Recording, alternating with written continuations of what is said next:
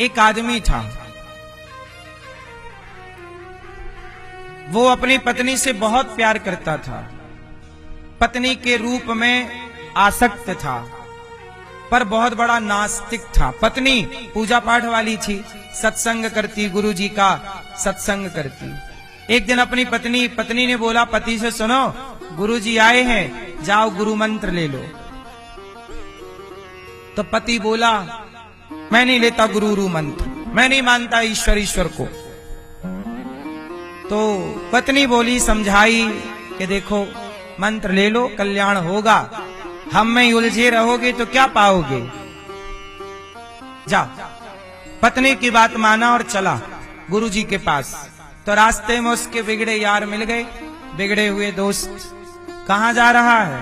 बोले गुरु मंत्र लेने जा रहा हूं, गुरु जी आए हैं, सत्संग करा रहे हैं, मंत्र लूंगा। तो लोगों ने रोका, उसके दोस्तों ने, क्या तू भी चक्कर में पड़ा गुरु मंत्र लेके, चल शराब पीते हैं। तो वो गया था गुरु मंत्र, दोस्त ले गए शराब की दुकान, शराब पिया। फिर आया शाम को, पत्नी बोली ले आए गुरु मंत्र? बोले नहीं लिया। बोले मेरा मन नहीं लग रहा गुरु मंत्र में, मैं तेरे से प्यार करता हूं, बस तूने गुरु मंत्र ले रखा है, मैं तेरे से प्यार करता हूं बस। संयोग आया, दोनों की हो गई मृत्यु। तो वो पत्नी अगले जन्म में बनी एक राजा की बेटी। अगला जन्म हुआ तो वो भक्ति करती थी, तो भक्ति का फल तो मिलेगा। अब वो बनी राजा की बेटी, और वो उसका पिछले जन्म का पति वो बना हाथी। उस राजा के यहाँ एक हथनी थी, तो हथनी के पेट से एक हाथी जन्म लिया, हाथी का बच्चा। तो वह छोटा सा हाथी, और ये रही राजकुमारी। अब ये भी एक दिन क्या हुआ कि वो हाथी भी थोड़ा जवान हुआ बच्चे से, और ये लड़की भी जवान हुई। तो राजा के पिता ने इसके लिए स्वयंवर रखा कि हमने लड़के बुलाए हैं अच्छे अच्छे घरानों के, राजकुमार, इनमें से तुझे जो पसंद आए माला डालना।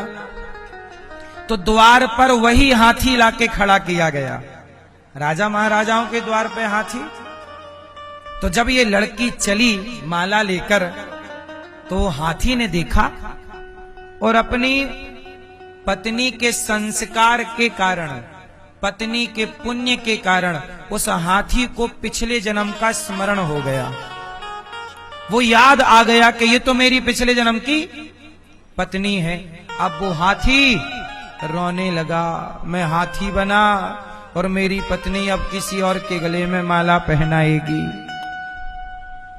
तब उसकी पत्नी, उसे तो पिछले जन्म का संस्कार था ही, वो तो भक्त थी ही, तो उसने भी उस हाथी के कान में जाके, जब हाथी रोया तो वो समझ गई कि ये मेरा पति पिछले जन्म का रो रहा है। तो उसने जाके कान में कहा राजकुमारी ने कि मैंने कहा था ना कि गुरु मंत्र ले लो, मंत्र ले लिया होता तो ये 84 के चक्कर में ना पड़ते, भगवान की शरण में रहते, अच्छा जीवन मिलता। और अब मैं भी मनुष्य बनी हूँ, यहाँ से भी अपना कल्याण पिछली बार भी किया, इस बार भी मौका, मनुष्य हो तो मौका है। हाथी के पास क्या मौका है, कुत्ते के पास क्या मौका है। इसलिए अब वो लड़की बोली ऐसा करो, तुम रो ना, हम तुमसे ही ब्याह करेंगे। राजा की उस राजकुमारी ने अपने पिता को कहा कि पिताजी, इस जन्म में मैं कुंवारी ही रहूंगी, मैं तपस्या करूंगी, और ये जो हाथी है ये मेरा पिछले जन्म का पति है, और अब मैं इसके संग भजन करूंगी, ये भी करेगा, और अगला जन्म हम लोगों का फिर होगा, तब हम फिर मिलेंगे। अब वह हाथी इस जन्म में अपने पत्नी के पास रहता, दोनों प्रेम से रहते। इस जन्म में तो उसने ब्याह नहीं किया, अपने उस हाथी के संग रहती। लेकिन जब वो हाथी मरा और ये राजकुमारी मरी, तो फिर इनका जन्म हुआ स्त्री पुरुष के रूप में, फिर इनका विवाह हुआ। और अब पत्नी ने बोला कि अब बताओ गुरु मंत्र लोगे कि नहीं। तो उसने अपने सारे विषयों को त्यागा और गुरु का आश्रय लेकर भगवान के चिंतन में लगा। भगवान की भक्ति, गुरु मंत्र जीवन का सुरक्षा कवच है, ये याद रखिएगा। आप लोग समझते नहीं हैं, इसलिए जीवन को भगवान के हवाले कर दो। मीराबाई क्या बोलती हैं, मेरे तो गिरधर गोपाल दूसरो ना कोई, मेरे ऊपर दूसरा किसी का शासन ना हो, मेरे ऊपर केवल भगवान का शासन हो। रहो जगत में पत्नी पति के साथ, पर बन के रहो भगवान के। अब ये कुत्ते बिल्ली क्या है, कुत्ती बता पाए ना बता पाए, पर वो पिछले जन्म में आप और हम में से कोई इंसान हम में से तो कोई नाली का कीड़ा बनता है। इसलिए कहता हूं मेरी मां, अपने मरण को सुधारो। अपने मृत्यु को कैसे सुधरेगी? एक साधु थे, वो जंगल में तपस्या कर रहे थे, खूब तपस्या की तपस्या की तपस्या की तपस्या की तपस्या की तपस्या की। एक दिन क्या हुआ, पेड़ के नीचे बैठे तपस्या कर रहे, एक चिड़िया आई और चिड़िया ने साधु जी के ऊपर बीट कर दिया, मतलब मल कर दिया। अब साधु जी ने देखा कि अरे चिड़िया ने तो मेरे ऊपर बीट कर दिया। तुरंत साधु जी ने चिड़िया की ओर देखा, और जब देखा तो साधु जी की दृष्टि पड़ते ही चिड़िया जल गई, क्योंकि तपस्या का प्रभाव था, तपस्या की ताकत थी। क्रोध की अग्नि से देखा, क्रोध की दृष्टि से देखा तो चिड़िया जल गई। और जब चिड़िया जली तो साधु जी को लगा कि मैं तो बड़ा तपस्वी हूं, मेरे अंदर तो शक्तियां आ गई, किसी को देख लूं तो जल जाए।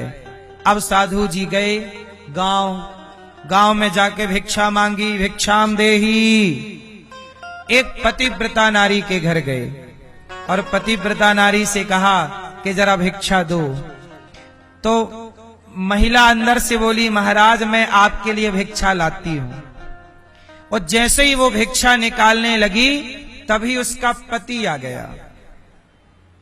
पति आया तो उसने पहले पति को पानी दिया, भोजन के लिए पूछा। पति ने कहा कि द्वार पे कौन खड़ा है? बोले कोई साधु जी हैं, भिक्षा मांग रहे हैं। तो पति ने कहा जाओ पहले साधु जी को भिक्षा दे दो। उसने निकाला अपना सामान, अपना राशन पानी जो भी है, और साधु जी को भिक्षा दी। और जब भिक्षा दी तो साधु जी गुस्सा हो गए कि बड़ी देर से तेरे द्वार पे खड़ा हूं, इतनी देर। तो गुस्से की आंखों से, क्रोध की दृष्टि से वो महिला को देखने लगे। तो महिला ने मुस्कुरा कर कहा, महाराज हमें ऐसे ना देखो, हम कोई चिड़िया थोड़ी है कि तुम्हारे गुस्से से जल जाएंगे। अब तो साधु जी हक्का बक्का रह गए कि हे भगवान, जंगल में मैंने चिड़िया को देखा, वहां केवल मैं था, दूसरा कोई नहीं। तुम्हें कैसे पता चला कि मैंने चिड़िया को जलाई है दृष्टि से, नेत्रों से? उसने कहा कि महाराज जो ताकत, जो शक्ति आपने तपस्या करके प्राप्त की, वही ताकत मैंने पति की सेवा करके, पतिव्रता नारी बनकर मैं त्रिकालज्ञ हूं, मैं सब कुछ जानती हूं। बड़े बड़े साधु संत जो जप तप से प्राप्त करते हैं, वही ताकत नारी अपने पति की सेवा करके प्राप्त कर सकती है। इसलिए नारी को केवल पति की सेवा करने के लिए कहा गया है। यही तुम्हारा धर्म है, पतिव्रता नारी।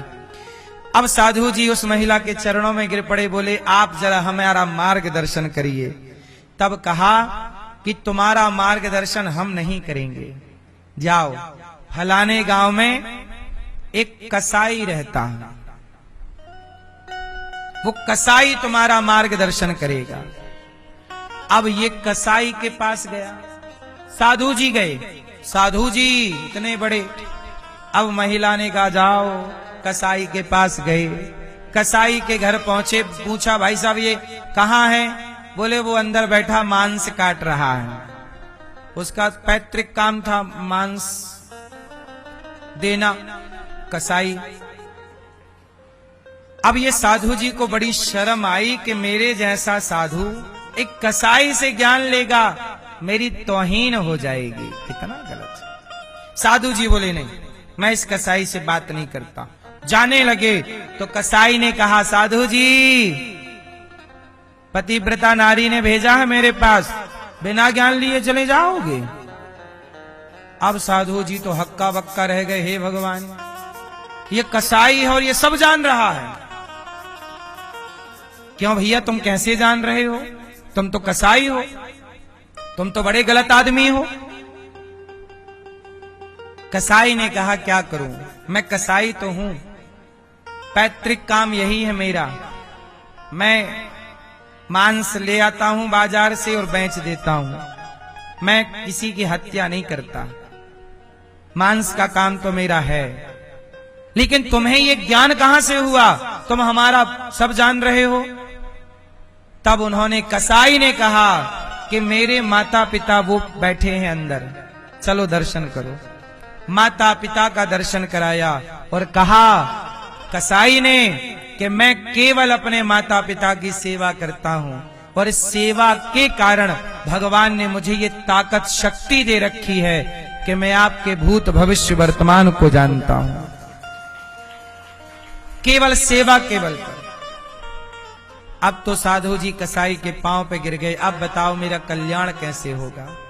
कसाई ने कहा कि जाओ यहां से, अगले गांव में एक कुम्हार है, घड़ा बनाता है, वो तुम्हें ज्ञान देगा। अब तो साधु जी घबराए, हे भगवान, ये यही चक्कर लगवा रहे हैं, बता कोई नहीं रहा है, ये चक्कर लगवा रहे हैं। अब ये बताओ, सेवा के बल पर कसाई वो जान गया जो पति की सेवा के बल पर एक नारी जान गई, और साधु तपस्या करके जो नहीं जान पाए वो सेवा के बल पर एक कसाई जान गया। इसका मतलब ये हुआ कि सबसे बड़ी ताकत यदि कोई है तो सेवा है। इसलिए दास अनिरुद्ध आपसे कहता है, अपने माता पिता की सेवा करो।